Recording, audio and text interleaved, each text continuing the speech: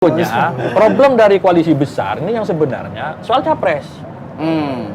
Saya nggak bisa membayangkan kalau KIB dengan KIR siapa capresnya. Maka bisa jadi nanti koalisinya adalah antara Erlangga wakilnya dengan siapa dengan Sandiaga Uno. Cuman itu problematik. Nah, Golkar kemana? Ya kalau per hari ini ya saya kira ya pilihannya cuma dua, antara ke Ganjar dengan ke Prabowo Subianto gitu. Mana yang akan dipilih? Ya kita nggak tahu.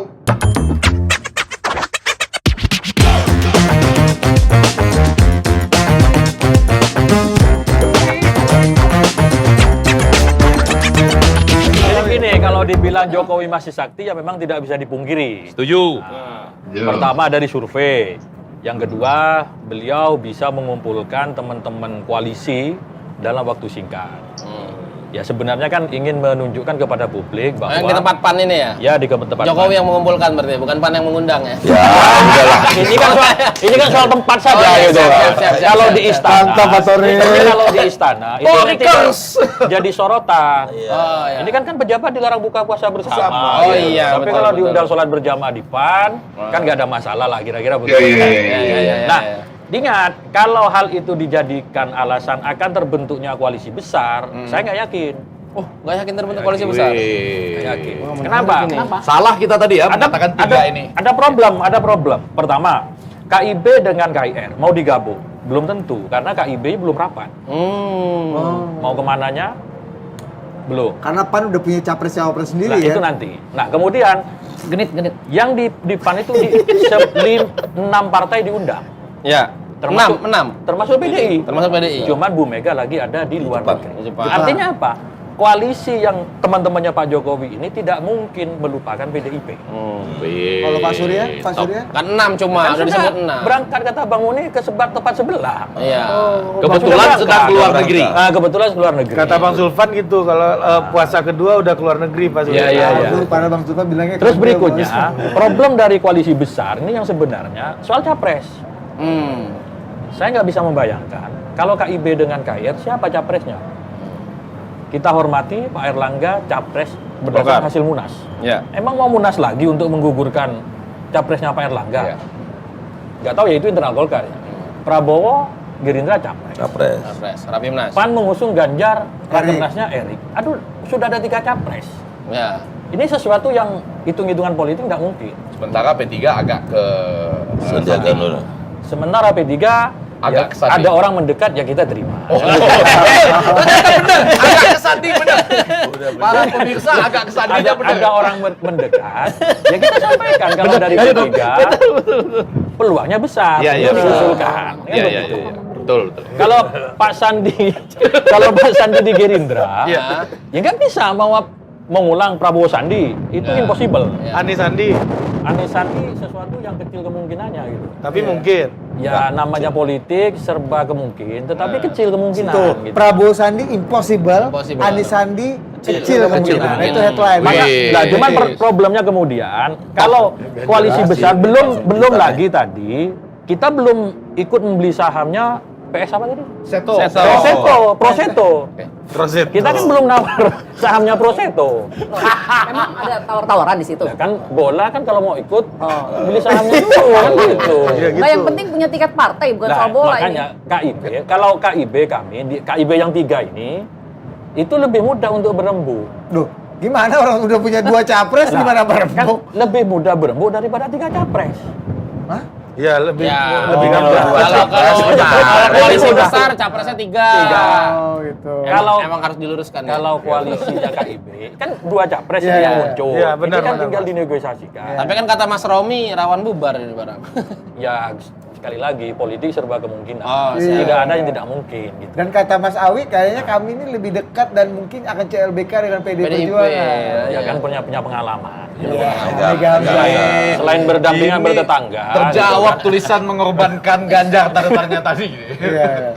Jadi Jadi- dia punya pengalaman dengan Golkar, dengan PAN, dengan PDI. Kalau kemudian yang disampaikan oleh Bang Panda waktu itu, ini bisa ini PDI dengan P3 gimana? Loh, kalau lihat sejarahnya bukan sesuatu yang tidak mungkin. Enggak pernah. Iya, sudah pernah. Tetapi kita hari ini menghormati masih bersama KIB. Berarti yang paling kecil kemungkinan Anies Sandi agak gede sedikit itu Prabowo Sandi. Salah. Udah Prabowo agak- Sandi Balik, Mas Anies. balik, balik. Anies Sandi kecil Kecil. kemungkinan. Iya. Ganjar Sandi. Bukan Prabowo Sandi. Siapa lagi nih? Siapa Begini, lagi? Prabowo Sandi saya bilang impossible itu Impossible. kalau berangkat dari satu partai. Oh. Ganjar, bukan. Terus Anies Sandi kecil. Kecil. Kalau Kalau Ganjar Sandi? Nah, tunggu lebaran nanti. Oh. Wah, ini baru. Ini baru. Begini, Udah mulai lihat kemana-mana ini. kan tadi Karena gini. diskusinya sudah didasarkan kepada prinsip-prinsip dasar. Oke, ayo. Jadi sebetulnya kita harus kembali kepada prinsip dasar. Kita mau pakai prinsip dasar apa? Prinsip dasar yang dituliskan oleh undang-undang itu adalah kursi partai. Angkanya berapa? 115 ya. Nah, kalau kita bicara kursi partai pada hari ini kemungkinan koalisi atau kerjasama itu ada 4 gitu loh. Koalisi Perubahan, KKIR, kemudian KIB dan PDI Perjuangan. Ya. Iya, itu ya. Itu 4 itu yang bisa jadi dasar. Calonnya dari Perubahan Anies Baswedan untuk presidennya, siapa wakilnya belum ketahuan, ya kan? Masih tarik menarik. KKIR itu Prabowo Subianto, wakilnya pada hari ini potensial Ketua Umum PKB itu Muhaimin. Masa Caimin dari tadi nggak disebut bagaimana sih? Lu pada lupa bahwa Gerindra itu koalisinya dengan PKB udah ada gitu loh. Nah kemudian KIP siapa? Pada hari ini Pak Erlangga Hartarto gitu loh. Kalau betul nanti Sandi Uno ini masuk jadi P3 dan tesis saya kan kalau ngomong pasti ada tesis ya. Tesis saya Sandi Uno masuk gitu, maka bisa jadi nanti koalisinya adalah antara Erlangga wakilnya dengan siapa? Dengan Sandi Uno. Cuman itu problematik. Karena mau diapain gitu? Karena Golkar 85, P3 19 itu belum cukup 115. Saya itu baru 104. Itu rawan juga itu untuk menciptakan pasangan itu. Karena elektabilitas Pak Erlangganya kecil, lalu kemudian dua partai itu nggak cukup untuk memenuhi pasangan ya. Memenuhi syarat konstitusi undang-undang dasar atau undang-undang gitu. Nah, PDI Perjuangan bisa sendirian. Itu kalau patokannya kursi partai. Calon presidennya siapa? Ya, tebakan saya Ganjar Pranowo lah ya. Tesis. Nggak akan ke yang lain lah. Wakilnya siapa? Tanda tanya gitu. Iya. Nah, kalau patokannya adalah elektabilitas, teman-teman sekalian, maka fokusnya ini 3, ya kan? Anies, ya sudah koalisi perubahan. Kemudian Ganjar Pranowo, PDI Perjuangan, ya. Dan yang ketiga itu adalah Prabowo Subianto, Gerindra. Nah, KIB kemana? KIB ini kan problemnya dia tidak punya ketua umum atau kader yang elektabilitasnya itu bersaing dengan 3 nama ini. Ya, kalau memang kemudian sampai di akhir nanti tidak muncul nama yang populer, Tuhan saya KIB ini likuidasi, gitu loh, bubar dia, ya kan? Misalnya P3 lari ke PDI Perjuangan, ya kan? Jangan-jangan misalnya dengan siapa? Dengan Ganjar dengan Sandi. PAN, misalnya, iya dengan PAN misalnya begitu. Ganjar Sandi misalnya begitu ya, atau Ganjar Mahfud atau siapapun lah, pokoknya menurut saya PDI Perjuangan itu tesisnya itu Nadatul Ulama. Ya, mau Nadatul Ulama partai politik atau bukan partai politik, tapi PDI Perjuangan menurut saya pasti cari Nadatul Ulama. Nah, Golkar kemana? Ya, kalau per hari ini, ya saya kira ya pilihannya cuma 2, antara ke Ganjar dengan ke Prabowo Subianto, gitu. Mana yang akan dipilih? Ya, kita nggak tahu. Karena ya pasti dua-dua ini sama-sama menarik karena satu, koridornya Pak Jokowi, yang kedua sama-sama nasionalis begitu loh. Jadi Golkar ke Anies nggak mungkin ya, Mr. Q ya? rasanya enggak, karena koridornya Anies itu koridor perubahan dan di sana sudah ada Partai Nasdem begitu loh. Jadi Golkar ini akan mencari yang Cocok. koridornya adalah PDI Perjuangan, koridornya Pak Jokowi. Kalau sampai lari, nah itu jangan-jangan Pak Luhut jadi ketua umum. Oh. Wah, tendensius nih. Coba. Analisa kan, analisa. Gol, Nggak jadi, belum. Belum. Ditanggapi dulu. Kalau masih Gol. Ditanggapi dulu. Silakan. Ya, saya kira tendensius lah ini ya. Kita lihat yang saya bilang tadi bahwa survei itu bukan segalanya. Yang pertama, bahwa kebutuhan Republik ini bukan semata-mata pada popularitas begitu ya, pada orang-orang populis saja, tapi juga pada keilmuan dan menjawab tantangan akan kebutuhannya. Saya kira juga masyarakat juga jangan direkennya ngikut-ngikut aja begitu, tapi mereka juga harus dididik untuk kritis. untuk juga cerdas begitu. Jadi kalau disebut bahwa Pak Erlangga itu popularitasnya nggak naik-naik, memang secara popularitas tidak naik, tapi secara keilmuan, secara Kinerja. Pengalaman demokrasi. kerja, kompetensi, beliau itu memang menjawab tantangan bangsa ini. Dan saya yakin memang beliau pasti akan berpasangan nanti satu saat, mungkin setelah rencananya insya Allah. Setelah lebaran ini dalam waktu yang tidak... Benar. Bicara elektabilitas, saya sudah bicara kursi partai. Saya sudah menyebut tadi ketika 4 potensi itu, Pak Erlangga itu calon presiden. Aman. Tadi ada rekamannya kok. Saya tidak mencoret Pak Erlangga sama sekali. Tenang. Soalnya Mr. Q ini kalau tidak kita jembatani, bisa-bisa nanti ketua umum saya jadi hilang dari peredaran juga gitu ya. Gini. Mr. Q, kalau kami kan dari relawan Jokowi sesuai dengan perintah Pak Jokowi untuk mendengar masyarakat, kita kan menggelar musra. Hasilnya gagal. Bukan. Jelas hasilnya. Pak Erlangga tuh menang di 8 provinsi loh. Iya. Gitu loh. Makanya kan Jadi tadi saya bilang ada 2 prinsip, kursi partai sama elektabilitas. Kalau kursi partai saya masukkan Pak Erlangga, tapi kalau soal kriteria elektabilitas, tolong saya dibantah. Lembaga survei mana yang surveinya Pak Erlangga itu tinggi? Kan saya bukan ngomong musra, saya ngomong survei, ya, bukan musra. Kalau musra sih patokannya berarti bikin variabel nomor 3, hadir di dalam hasil musra. Nah, itu Tapi dia. kita punya tiket partai, kursinya 85 dan Iya, Mbak, saya udah bilang tadi variabel pertama adalah kursi partai. Iya, saya udah simpul. Koalisi partai. Tadi bilang Nah, tapi kesimpulan Mr. Q yang dipermasalahkan Mbak Nurul tuh kayaknya kesimpulan Mr. Q ada pergantian pemain di ketua umum ini. Sopir. Iya. Kalau Pergantian pelatih. kalau saya ikutin aja tadi Bung Ari tadi ya, Bung Ari ya. Kadang-kadang ternyata Budi sama Ari kadang-kadang tukar ya. mereka bukan host, mereka provokator mereka. Iya nih, provokator nih. Karena ada yang buka puasa ke seberang gitu loh. Tadi menarik. Saya lanjutin beliau aja, bukan ada presiden. Menarik. Tadi kalau kata Mbak Nurul itu bukan sebuah lompatan, tapi silaturahmi biasa. Setelah buka puasa tapi buat publik jamaah merasa bersama. loh kok hanya Pak Erlangga yang ada di situ. Nah itu. Anda sekarang Pak Budi. Bukan buat Enggak. buat Mr. Q. Ini Jadi ada jawaban. Jadi di mana di Nasdem itu Ada P3 ada. Oh, P3 ada. P3 ada. Wakil Bukan ketua ketua umum, Pak. Wakil Bukan ketua ketua umum. umum. Nah, Bukan ketua umum. Ya, tapi kalau itu dijadikan persoalan, toh itu sudah dimansuh diralat dengan sholat berjamaah di Udah clear ya. Yang tadi itu kata Bang Muni sudah imbang, Sudah keseimbangan. balancing, sudah balance. Jadi Golkar main keseimbangan, kalau P3 main keseimbangan juga. Sama Golkar kemarin Sabtu kemarin sama pesan Gimana tadi. tuh, Bang? Gimana? Golkar kok. Sama Golkar kita bikin pasar murah, Projo. Oh iya. Di Banten. Tangerang. Beritanya ada di Jadi Detikcom, memang baca. seperti spirit yang tadi yang disampaikan Mbak Nurul, Golkar di tengah betul.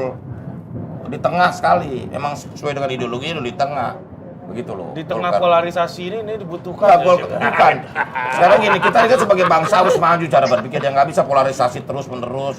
Iya kan benar. Seperti yang lama, nggak Di bisa. tengah ini maksudnya di tengah KIB bisa, di tengah koalisi besar bisa gitu. Bukan, bukan. Enggak, di tengah perubahan belum ini. Saya belum sampai ngomong begitu udah di apa-apain.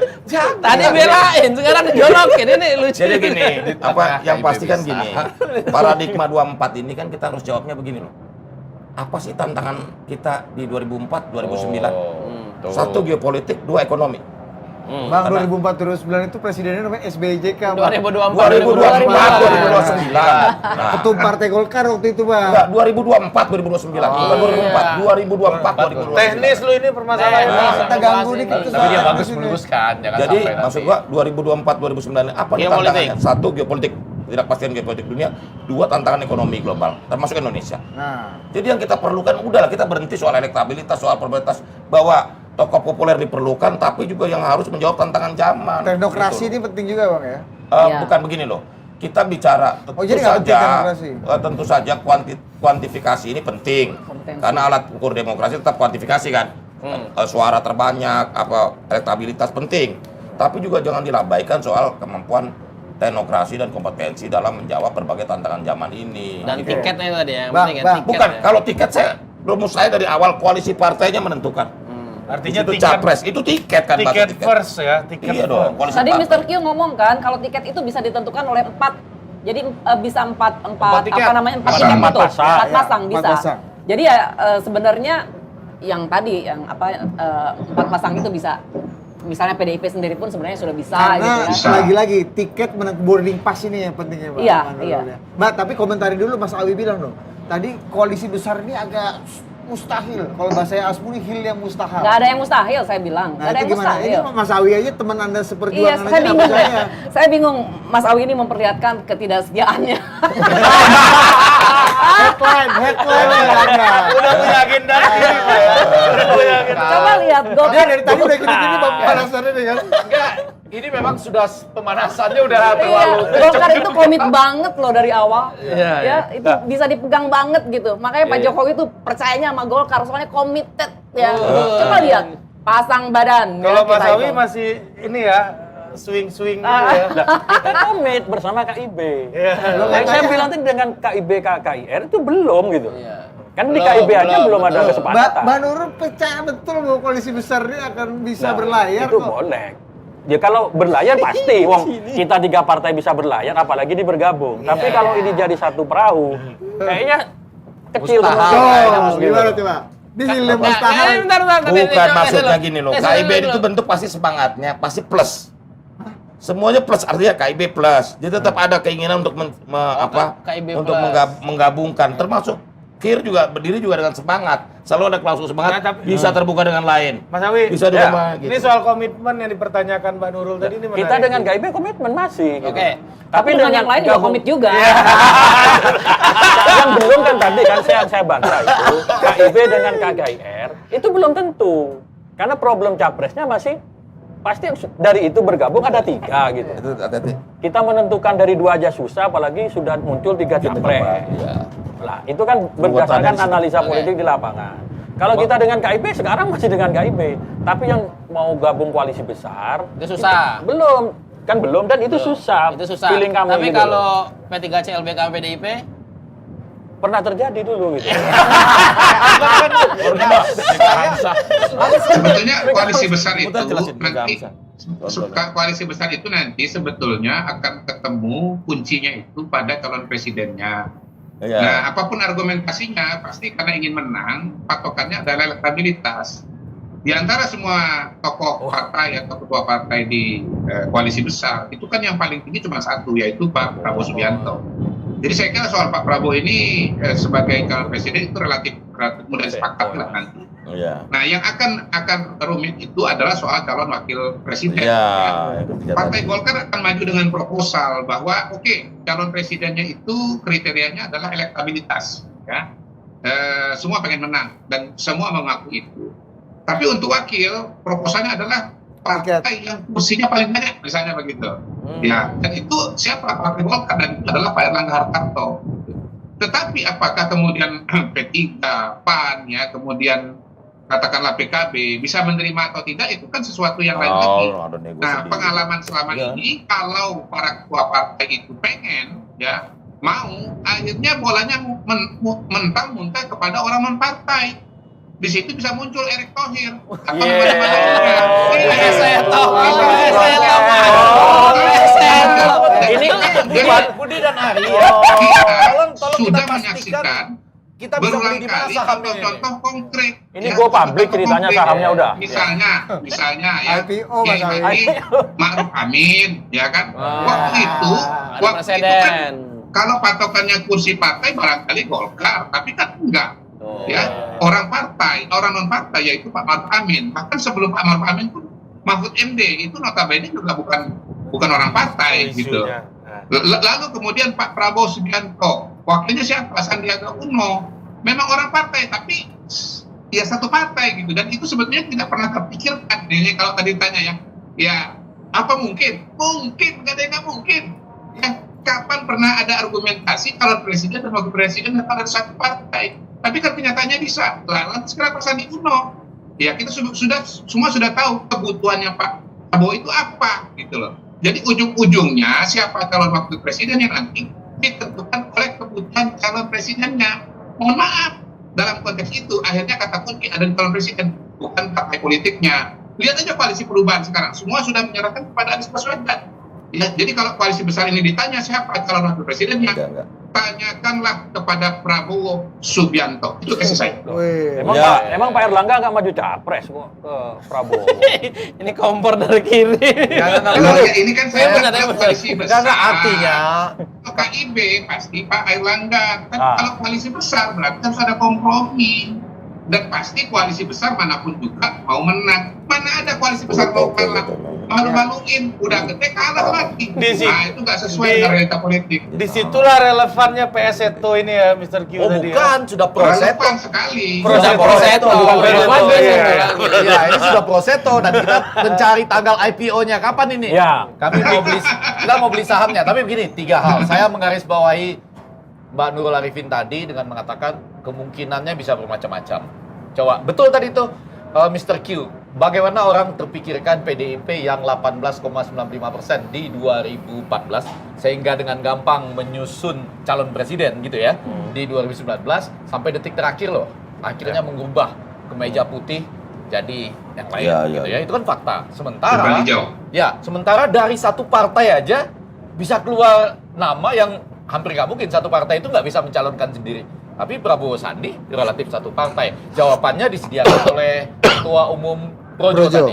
Yaitu di samping koalisi, ada 3 hal lain yang mungkin bersatu sekaligus pada saat yang sama. Pemasangan, kemudian cara pemenangan, malah bisa dibalik. Pemasangan, distribusi kekuasaan, baru cara pemenangan.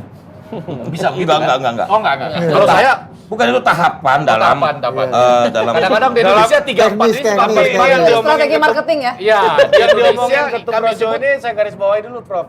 Dalam konteks 2024. Kalau sebelum-sebelumnya mungkin dibagi dulu. Itu 3-4 bisa saling paralel. Terutama kita sebut ilmunya logisitas. Yaitu logistik, logis dan isitas. Logika tanpa logistik adalah kezoliman, kan? Logika tanpa isitas juga kosong. Isitas maksudnya dokumen itu. Dokumen. Jadi sudah enggak dokumen yang pertama, koalisi tadi dengan tiket-tiket. Jadi 2 ini terjawab. Tapi saya lebih hati-hati dengan yang sebelah kanan saya, yang hijau, yang punya pengalaman panjang tadi. Karena gini, waktu tadi kan sempat dipersoalkan. Itu Pak Effendi bilang alasannya dulu gitu kan. Yang waktu Magelang 21 Mei. Ya. Kata Mr. Q jangan dulu dong, yang sekarang. Ya. Yang sekarang itu Dinamis. yang saya sedih. Ya, Karena Ya. Tapi kalau saya mau lihat yang dulu pernah berpasangan berdua ya? Iya. Pernah. 2001, 2002. Ada peluang sekarang ini? Ya, segala kemungkinan terjadi. Wih. Tapi kalau koalisi besar susah. Susah. Tapi kalau KIB masih solid. Masih soleh. Aman, Mbak. Dia takut saya ngambek. Rumit juga ya. Mbak, di KIB ini lebih bandel P3 atau PAN, Mbak?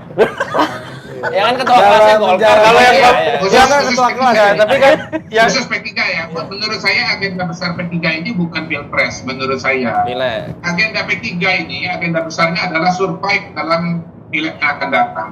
Karena udah naik. P3 ini partai yang nyaris-nyaris ya, sebagai bungsu, bayangkan pada hari ini, ya dia berkoalisi dengan Golkar pun nggak bisa maju gitu. Beda nasibnya dengan PAN, apalagi dengan PKB. Gerindra dengan PKB udah jalan. Nah, momentum P3 itu selama sekian tahun itu tertutup oleh Caimin, ya, karena Caimin selain menjadi pimpinan di PKB, itu kan menjadi pemimpin informal. Jadi saya itu ketua partai loh, PKB sama itu. Sebelum kemudian ketuanya menjadi Gus Yahya. Nah, Gus Yahya pada hari ini membuka ruang bagi semua, tetapi sebetulnya menurut saya agak khusus diberikan ruang kepada P3 gitu loh. Sebagai partai yang notabene di dalamnya banyak kader-kader ulama. Jadi ini adalah momentum bagi P3 untuk bisa bangkit ya, kembali kepada masa lalu di mana dia bisa mendapatkan kursi yang kurang lebih setara dengan partai-partai politik lainnya. Mungkin nggak sebesar PKB, tetapi paling kita signifikan lah ya. Jangan sampai udah berdua pun nggak cukup gitu loh. Nah, Ya, Sandiaga Uno, berdua pun nggak cukup. Mr. Q, Mr. Q. Kalau P3 itu menurut saya Mr. Q. asal diberikan ruang berkembang ya, partai politiknya, perolehan kursinya, menurut saya sudah sangat-sangat senang. Kita analisa saya. Jadi fokusnya soal ini jangan didesak-desak soal cawapres, fokusnya pileg. Ya, Mr. Q, memang betul. Mr. Q sebentar, dengan Sandiaga Uno masuk P3 itu kompatibel nggak dengan strategi yang tadi Anda katakan? Jadi- Sangat kompatibel, sangat kompatibel, Nah, itu- sangat kompatibel. Ya. itu dia. Sangat kompatibel karena memang P3 membutuhkan dongkrak antik. Ya, Iya. dongkrak antik. Karena Dongkrak itu, antik adalah figur. Ya. Dan Ah. das, ya kan? Dan das, ketika Sandiaga Uno dijadikan cawapres, itu akan mengangkat kan? Ya. P3 kan? Kalau bisa jadi cawapres bagus sekali. Oh. Tanpa jadi cawapres sekalipun, paling tidak kalau P3 kemana-mana mau kampanye itu ada superstarnya gitu loh. Ini. Hari ini nggak punya superstar. Partai politik itu ibarat band, kalau nggak punya vokalis superstar, main blade. Kalau Ini- Golkar ini vokalis semua Mr. Q Jadi ya. satu Kalau Golkar ini ya. Bukan. 4W itu. Kalau partai How Golkar who- bukan vokalis, orangnya paduan itu. suara. Iya, benar suara. Iya banyak. Iya, vokalis semua kan Iya, pada paduan suara. suara. Oke.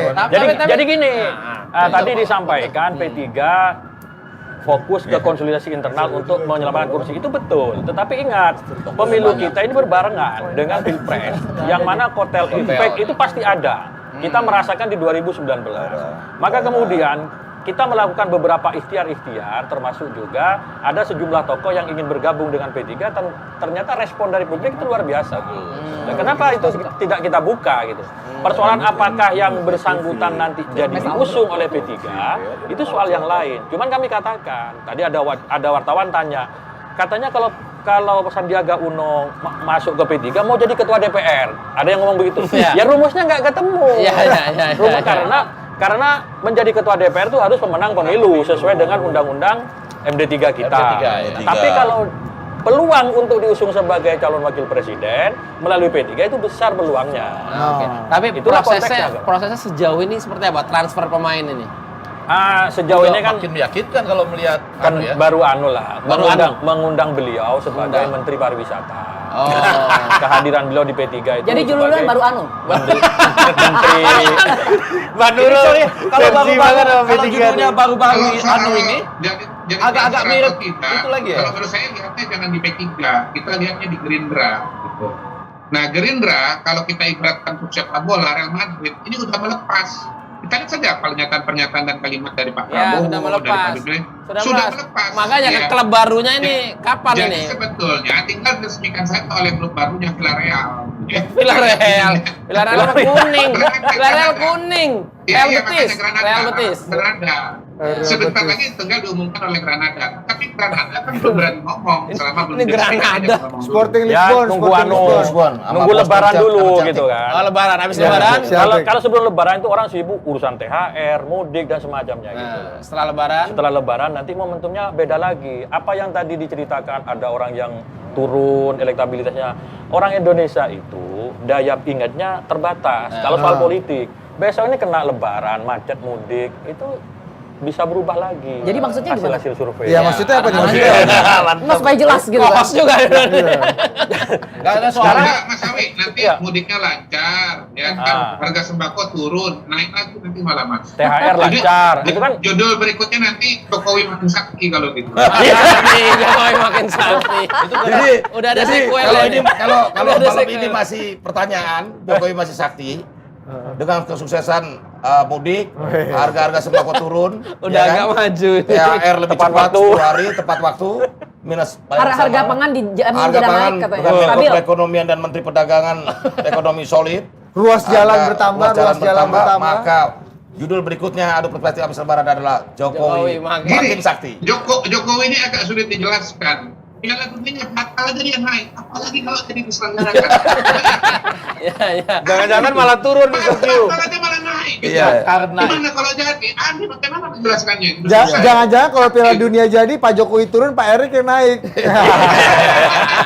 ulang. Game changer 1 sudah diakui. Ini tadi semakin sakti tanda seru. Game changer 2-nya saya sudah sampaikan 29 Games, April, ya. 4 Mei, 7 Mei, 10 Mei, 16 Mei. 16 Mei. Ya karena tadi logika apa daya ingat pendek-pendek. Ya. Cuma yang menarik justru apa yang disampaikan oleh Mbak Nurul Arifin tadi, yaitu ini soal baru anu tadi. ya kan? Baru Anu nih judul-judul film yang itu tuh. Ya. Lifestyle lebaran. Aku suka anunya kamu, gitu kan judulnya kan. Maju kena, mundur kena, naik enak. Atas boleh, bawah boleh. Ini baru Anu. Bukan atas bawah boleh bawah. Ini baru Anu. Judul Maksudnya, film lama. apakah boleh nggak disebutkan bahwa Sandiaga Uno sama membutuhkan P3 dan P3 membutuhkan Sandiaga Uno pada konteks sekarang? Ya kan? Kotel tadi, kotel Kompleks kan? pilek gitu. Ya, betul. Betul nggak gitu? Betul. Daripada baru Anu loh. Langsung ketik nih. Ya, karena itu terjadi, maka peluang untuk cawapres besar. Karena membutuhkan buat ditarik, betul ya? Dongkrak. Pak Ketum Bahasanya aja udah bilang dongkrak. dia. Bahasa Mr. Q, Double. dongkrak antik. Dongkrak antiknya terjadi. Saya kan dalam kalkulasi Masuk lagi ke judul. bukan dalam kalkulasi kami ya double, minimal double. Oh iya, ketum, double, ketum double. loh. Silakan Pak. Ini daripada baru Anu, jangan baru Anu. Ya, harusnya Uno, Jadi jangan itu- Anu.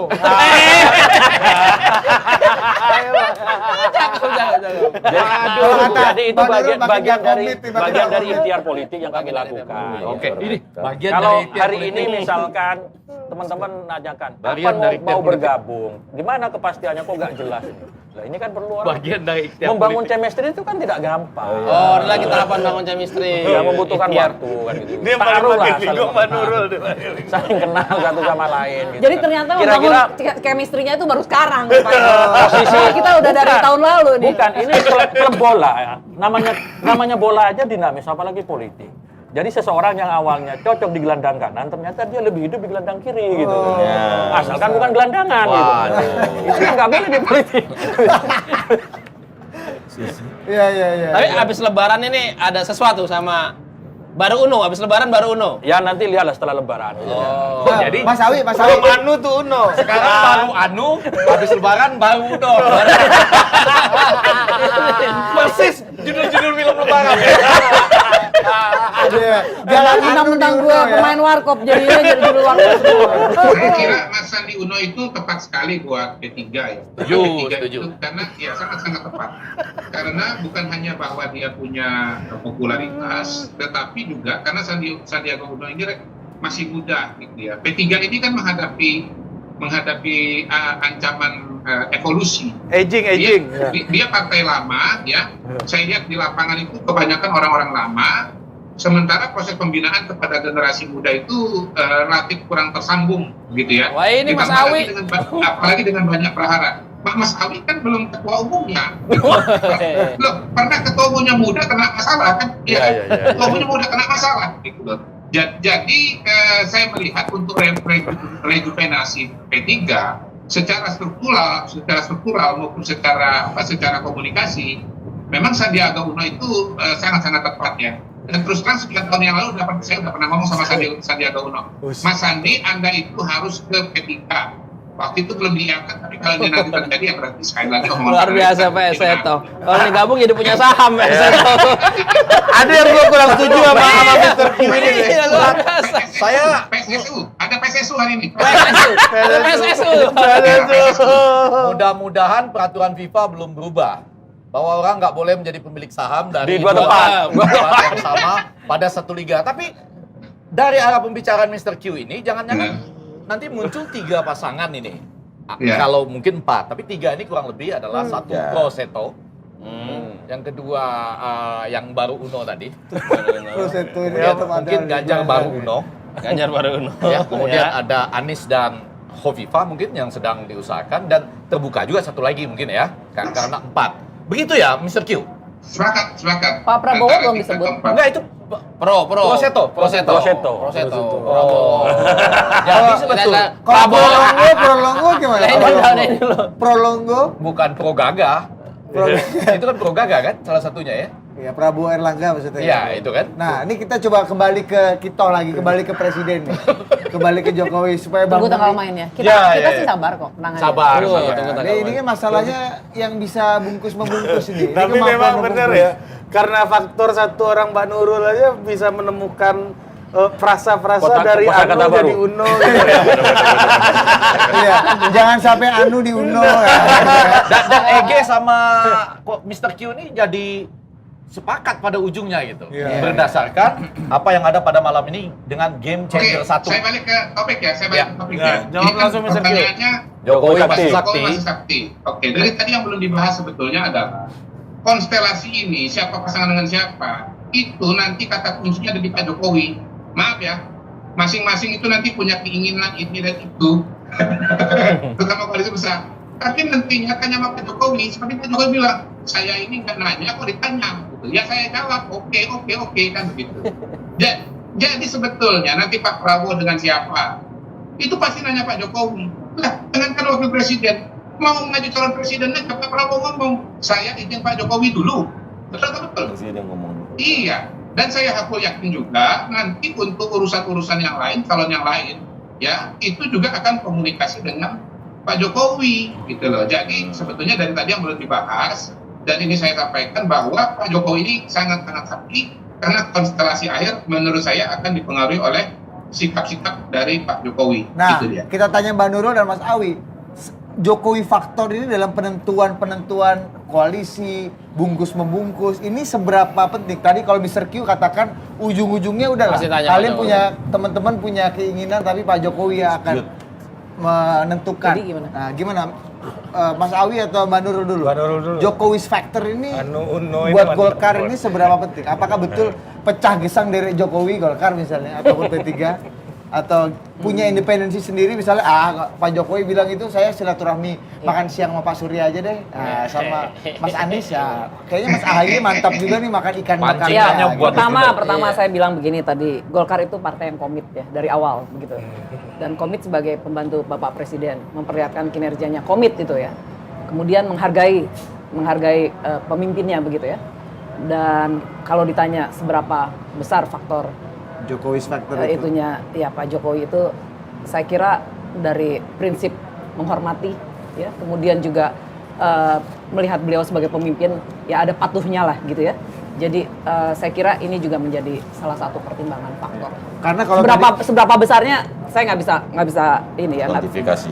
Nggak bisa, itu kan sangat subjektif lah ya. ya karena kalau Prabowo kan kalau Pak Prabowo kan clear kan. Clear. Saya maju aja tergantung presiden. Iya kan Mr. Q kan? Betul. Kalimatnya clean and clear, loud and clear. Ya kan? Iya. Saya maju, mundur, nggak maju, nggak mundur, Iya. tergantung Pak Jokowi. Betul. Nah, kata Mbak Nurul, ya Pak Jokowi dihormati, pemimpin, ya kita ada patuhnya lah. Nah, Iya.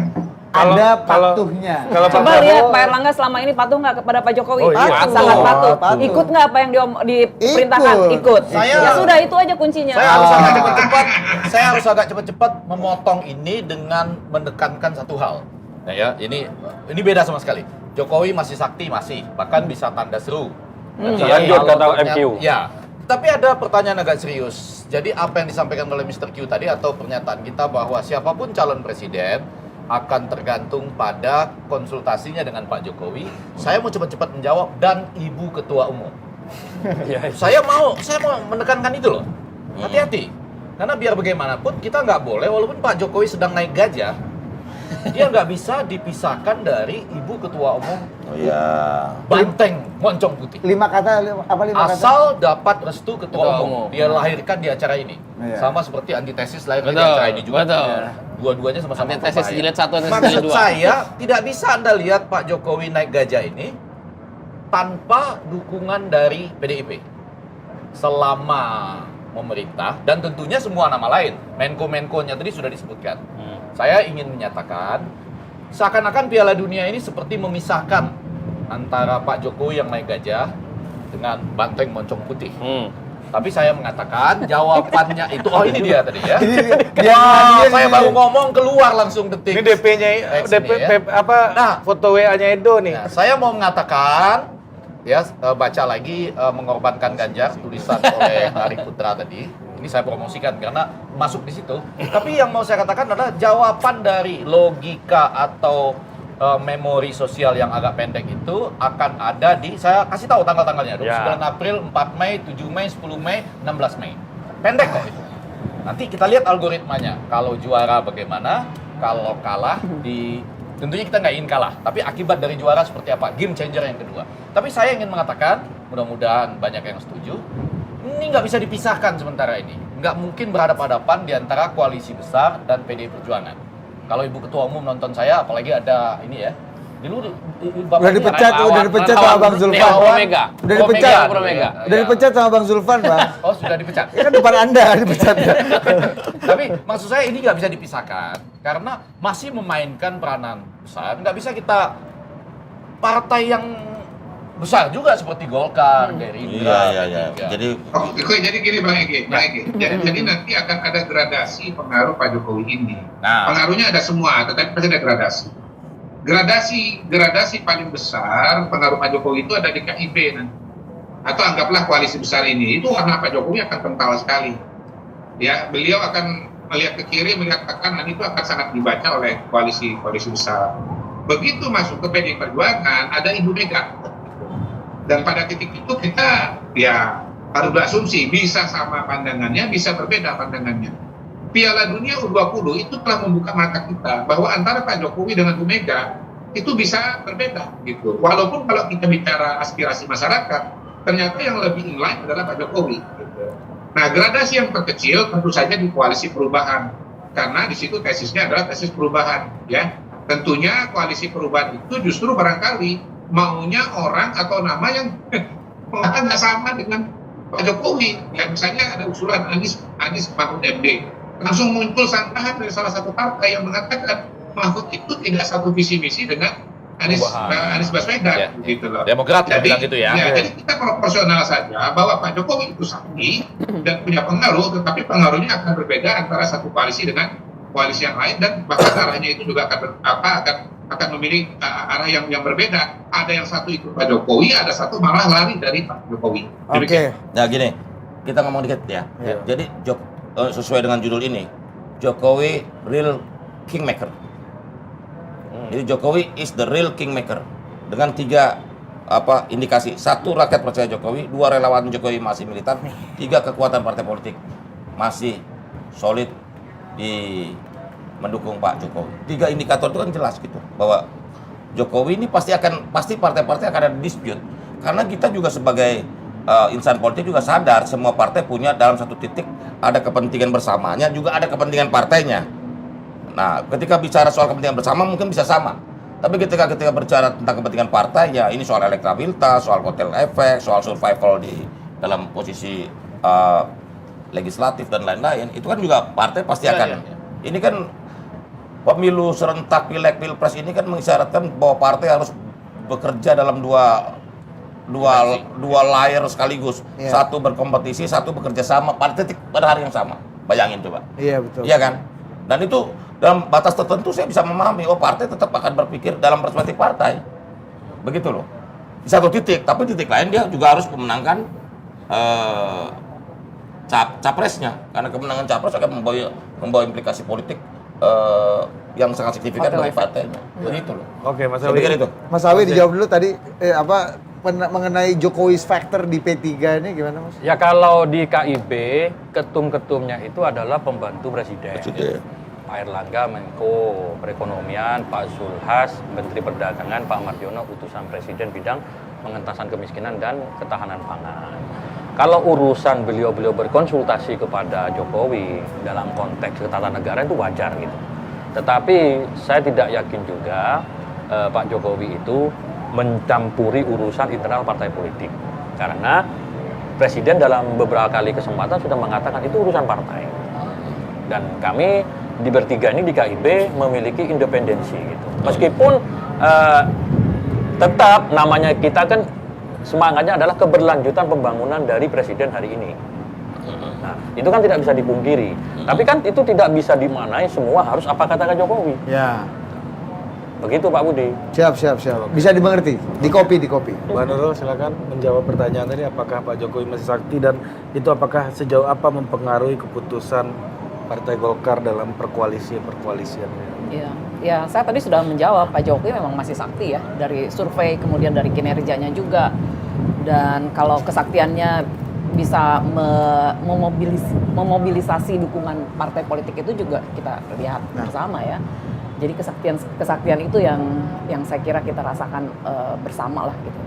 Nah kalau tadi Golkar, kami punya independensi, tapi juga kita menghargai komitmen kita kepada dalam hal ini kepada Bapak Jokowi untuk terus meneruskan program-programnya, program-program yang bagus kita teruskan, dan hal-hal lain yang sifatnya positif untuk membangun negeri gitu. Oke. Siap. Kita mau ke Mr. Q dulu, nanti ditutup sama Pak Mang Muni dan Prof. EG, dan nanti Ari akan menuntaskan ini dengan Ini gua kira udah habis. Belum. Mr. Q terakhir deh. Sabar dulu kawan. Iya kan? Anda mau closing dulu sebelum Enggak. Ini Pak Idam kan ya. Belum, Pak Ida belum ngingetin. Mr. Q, ini yang terakhir. Kan yang pertama approval rating Pak Jokowi ini kan tinggi sekali.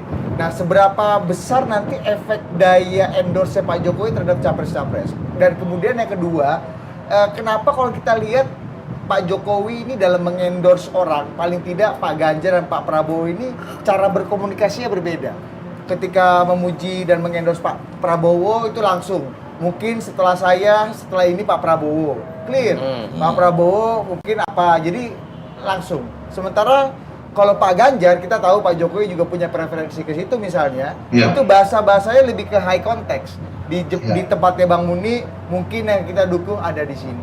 Di sesi berikutnya Rambut putih. Dan yang berikutnya Mr. Q terakhir juga, apakah peningkatan approval rating Pak Jokowi dan semakin solidnya koalisi di bawah Pak Jokowi ini semakin mempermudah atau justru menyulitkan koalisi perubahan dan Mas Anies dalam merangkak elektabilitas atau mobilitas vertikalnya ke atas? Oke, pertanyaan pertama dari tiga itu bisa dijawab sekaligus ya. Sangat penting untuk kita melihat approval rating kepada Pak Jokowi, karena approval rating kepada Pak Jokowi itu sebetulnya sangat berpengaruh terhadap kekuatan partai-partai, kekuatan calon presiden yang ada sekarang. Pada dasarnya pemilih Indonesia itu sekarang terbagi dua saja, puas kepada Pak Jokowi dan tidak puas kepada Pak Jokowi. Gitu. Nah, kalau kita bicara Anies Baswedan, positioningnya kan tidak puas kepada Jokowi. Ketika yang tidak puas ini tinggi, misalnya 50%, 60-70%, kolam suara Anies Baswedan itu besar sekali. Gitu. Tetapi ketika yang tidak puas itu cuma 20%, 30%, sulit bagi Anies untuk bisa mendapatkan suara 30%. Gitu loh. Karena basis suara dia adalah yang tidak puas kepada Jokowi. Tidak rasional bahwa orang yang tidak suka kepada, yang tidak puas kepada, yang puas kepada Jokowi untuk memilih Anies Baswedan, gitu loh. Nah, sebaliknya mereka yang berada dalam koridor keberlanjutan di bawah payungnya Pak Jokowi itu tentu berkepentingan dengan approval rating Pak Jokowi, ya. Karena kalau approval ratingnya Pak Jokowi itu turun, maka kemudian kolam suaranya juga menjadi sangat kecil. Pak Prabowo misalnya, beliau hanya Pak Jokowi, identik dengan Pak Jokowi. Bayangkan kalau tingkat kepuasan kepada Pak Jokowi cuma 40% misalnya. Di situ dia berdua dengan Ganjar, memperebutkan segmen pendukung Pak Jokowi. Kan repot sekali, 40. Dibagi 2, 20. Siko bagi 2. Kan susah kan gitu. Ya, jadi sangat-sangat ditentukan ke depan itu sangat ditentukan approval rating kepada Pak Jokowi. Terutama bagi mereka-mereka yang berada dalam koridor keberlanjutan, ya, CQ, Prabowo, dan Ganjar Pranowo. Yang kedua, kenapa Pak Jokowi bisa bebas terbuka kalau mengendorse Prabowo, sementara agak kode-kode kalau mendukung Ganjar? Sebabnya tadi mengacu kepada apa yang disampaikan Pak Ege. Kalau bicara Ganjar PDI Perjuangan, di situ juga ada Mak Banteng, kan begitu kan? Ada ibu ya yang memiliki final say untuk calon presiden dari PDI Perjuangan. Kalau mengendorse secara langsung itu dalam tanda kutip agak memfait accompli seorang Ibu Mega sebagai ketua umum, dan itu tentunya dianggap tidak elok. Tetapi kalau di Partai Gerindra keberatan atau masalah seperti itu tidak ada, karena ketua umumnya adalah Prabowo, calonnya juga adalah Prabowo, sehingga ya dalam kayaknya memang Pak Prabowo lebih diuntungkan. Kenapa? Pak Jokowi bisa eksplisit dan sudah kelihatan bagaimana pendukungnya Pak Jokowi ya bocor kepada Prabowo Subianto, ya pendukungnya Ganjar bocor kepada Prabowo Subianto, bocor dari Jokowi ke Prabowo karena sering sama-sama, bocor dari Ganjar ke Prabowo gara-gara Ganjar menjadi antitesis seorang Jokowi dan menjadi antitesis bagi seorang yang sakti mandraguna, itu hasilnya adalah celaka 13. Betul. Memang Bang Munces. boleh saham. Pak, dikit ya, boleh sedikit ya. Nanti Iya, saya nanti nggak kan, apa-apa lagi. Saya mau closing statement. cepat-cepat mengatakan justru itu tadi. Saya mengatakan ketika Pak Jokowi dianggap, kita masih sepakat ya, sebagai tokoh yang sakti, bahkan mungkin makin sakti, mungkin juga tidak menjadi lemdak. Kalau dia betul-betul menjadi kingmaker, lemdak itu dibicarakan sesudah 24 Februari. Sesudah 14 Februari 2024. Jadwal tetap Bukan nih, Bro. sekarang, begitu sudah pemilu tidak 17. ditunda ya. Iya, jadwal Begitu tetap. sudah ini kalau pemenangnya adalah yang disusun bersama, nggak ada lemdaknya. Tapi kalau misalnya bukan, bisa menjadi lemdak. Nah, dalam konteks kesaktiannya ini, khusus pada dirinya ada pengaruh dari Ibu Ketua Umum yang menjadikannya, dan itu membuat dia tidak bisa secara langsung ya menyatakan Ganjar ini, dan bahkan itu pernah gara-gara kalian bertiga juga pernah punya masalah itu di 21 Mei itu, ya kan? Yang tangan gini-gini kita dia pakai, ya kan? Kita tuh termasuk beliau, padahal kan mestinya Ada dia di bilang situ. ya mungkin yang didukung oleh Projo ada di sini misalnya, aman dia dari Ibu Ketua Umum. Ya, yang didukung kita. Iya, karena kita, jadi kalian ikut di situ waktu itu. Jadi berhadapan dengan Ibu Ketua Umum. Dari situ mulai ada persoalan ini menurut saya. Catat tanggalnya itu, 21 Mei ya waktu itu ya.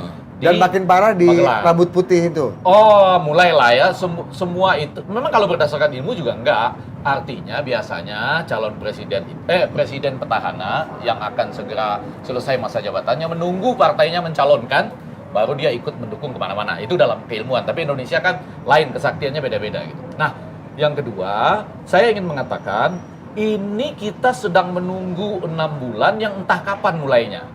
Ya, kalau mau bicara bola supaya agak enak, kenapa tiba-tiba Italia itu menentukan sekali pertandingannya melawan Makedonia Utara? Entah siapa itu Makedonia Utara. Nah, ketika Swiss sudah mengancam posisi Italia untuk tidak lolos ke Piala Dunia Qatar. Betul ya, hasil pertandingan terakhirnya menyatakan Kualifikasi. Italia harus menang Playoff. lawan Makedonia Utara, ya kan? Playoff. Ternyata enggak tuh, kalah dan selesai riwayatnya. Nah, sekarang siapa yang mau mulai nih? Kita lihat koalisi perubahan nggak tahu kapan mau mulai. Bahkan koalisi perubahan pun terkena sedikit pengaruh kesaktian Pak Jokowi, sehingga dia nggak total koalisi perubahan untuk persatuan. Nah, Kalau kita tanya di sini apa perubahannya, belum jelas, betul ya? IKN lanjut, ya partai-partai ini segala macam sesuai peraturan gitu. Lah perubahannya mana? Belum muncul. Karena kesaktiannya Belum kampanye Pak soalnya. Jokowinya juga. Nah, karena itu saya ingin mengatakan siapa yang mulai dulu nih? Ya, siapa dari 3 atau 4 ini yang berani deklarasi dulu? Jangan-jangan yang hijau. Yang katanya habis lebaran Karena sudah Bang Uno. lampu hijau berarti. Lampu hijau. Kalau itu lampu hijau itu. Ini menentukan. Jangan-jangan ini kita tunggu-tungguan sampai tanggalnya kan, Ya. 19 Oktober sampai 25 November. Tapi kalau game changer 1, saya sudah sampaikan tadi, terima kasih Kodari, terbukti ya Piala Dunia itu punya pengaruh karena 69% dari rakyat Indonesia itu pencinta bola. Kalau dikalikan 69% kali 270 juta, segitulah potensinya. Tetapi catat tanggal-tanggal tadi ya, tetap saja kita harus mengatakan tanggal-tanggal yang penting tadi sampai paling enggak mulai dari 29 April, 4 Mei, 7 Mei, 10 Mei, bahkan 16 Mei itu akan mengubah game changer 2. Dan karena memori kolektif kita relatif pendek sambil menentukan siapa yang lebih dulu nih. Tetapi saya mau garis bawahi lagi satu aja terakhir. Mudah-mudahan Projo ini setuju di sini. Ibu Megawati sebagai orang yang juga sakti di partainya, sama seperti Gaga sakti di partainya, ya. Ya. Gol Setuju. gitu ya. Go. Bu Megawati ini sakti di partainya itu sudah menyatakan harus kader yang jadi capresnya. Ini membuat Gaga kemudian lumayan loh kalimat Gaga kalau saya boleh kutip, Kenapa jadi koalisi Gaga? besar itu sama dengan gelombang besar. Oh iya, ada. Ya kan? Karena Ya. capresnya siapa nih? Apakah cawapres boleh diberikan kepada klub bola Proseto tadi misalnya gitu ya. Itu juga gelombang-gelombang yang akan dihadapi, tapi tergantung siapa yang mulai lebih dulu. Begitu Bapak Budi Ari Putro dan Ari Putra. Ya, Budi Ari menjadi ketum Projo. Ayo Iya. silakan. Yang pasti dinamika akan terus makin Mengerucut. makin menemukan bentuknya lah di menuju tanggal 19 November 2023 Oktober sampai 25 November. Ya, terakhir kan 19 November ya. 25 November. Nah, pas pendaftaran. Tetapi yang pasti bahwa spiritnya partai kan begini. Satu, partai nggak mau kalah. Jarang partai mau ikut koalisi atau bertarung dalam pilpres dengan cita-cita ingin kalah. Nggak ada. Kedua, pilegnya juga maksimal. Harus dapat, ya. Enggak, kalau proporsional kan, kalau pileg kan proporsional. Yang penting bukan soal menang. Yang penting dapat banyak, signifikan. Nah, yang ketiga, dari semua aras kepentingan yang terjadi ini, kita melihat bahwa ini kan ada ideal besar yang baik buat bangsa tentang koalisi besar yang disebut oleh Pak Ketua Umum Golkar Pak Airlangga Hartarto sebagai gelombang besar. Jadi spiritnya adalah kita bagaimana negara besar ini perlu bersatu, semua komponen bangsanya, semua aktor politiknya, supaya kita ini bisa mendorong kemajuan bagi Indonesia dengan semangat persatuan nasional. Nah, persoalannya, pertanyaan kedua nanti mungkin buat chapter berikutnya atau sesi berikutnya adu perspektif. Ini the real final atau the friendly match pilpres itu. All Jokowi. Kalau Jokowi apa persahabatan?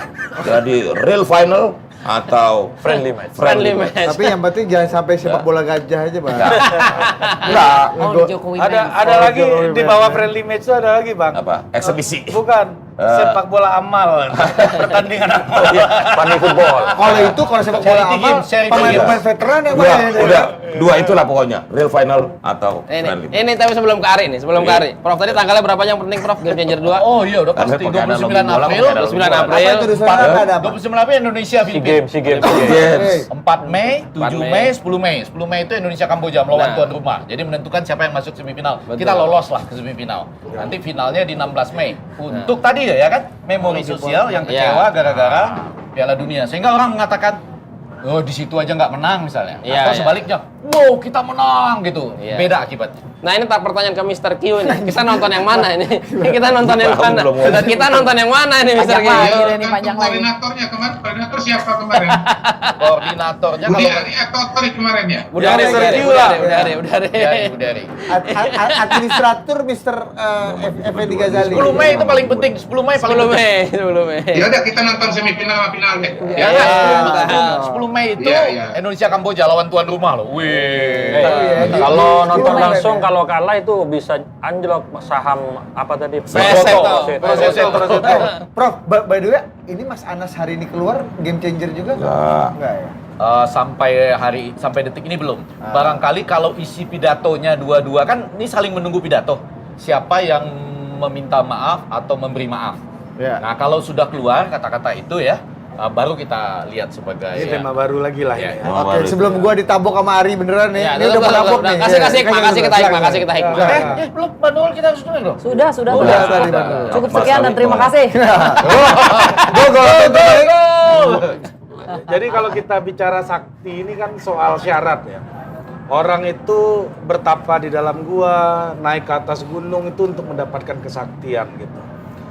Orang menjadi sakti itu mengolah rasanya, mengolah kekuatannya, dan itu memenuhi semua prasyarat-prasyarat. Ada puasa Muti, puasa Daud, dan puasa-puasa lainnya untuk menjadikan dirinya sakti gitu. Nah, kalau dalam politik modern, perspektif politik modern, lebih banyak membahas apa sumber kesaktiannya ketimbang untuk apa kesaktiannya digunakan. Jadi ini yang menjadi catatan untuk diskusi lanjutan. Kita kalau memang kita menjawab pertanyaan masihkah sakti Pak Jokowi, oke, kita jawab masih sakti, tapi apa sumber kesaktiannya? Ini yang perlu kita jawab untuk diskusi selanjutnya. Nah, ini saya mengutip kata-katanya Pak Jokowi nih soal kesaktian nih. Lamun siro sekti ojo mateni, artinya meskipun kamu sakti jangan suka menjatuhkan. Lamun siro banter ojo disiki, DCI. DCI. ya disiki, meskipun kamu cepat jangan suka mendahului. Dan yang ketiga, lamun siro pinter ojo minteri, meskipun kamu pinter jangan sok pinter. Ya. Apakah Pak Jokowi bisa menjaga ini hingga last minute sehingga kesaktiannya tetap terjaga. Nah, itu yang Mantap. hal yang paling utama yang perlu kita. Ini kehebatan dari Arya Putra. Dia mengatakan apa yang kita sampaikan juga berlaku buat diri kita. Dan saya kira Ya, itu ya maksudnya. Pertapa itu. Itu tapi kan? orang mateni, walaupun dia sakti orang mateni, malah dipanggil suruh mendekat. Itu biasa. Sekian ada perspektif malam Ada ini. pertanyaan bersama. Sampai jumpa di adu perspektif berikutnya. Terima kasih semua, terima kasih. 29 April.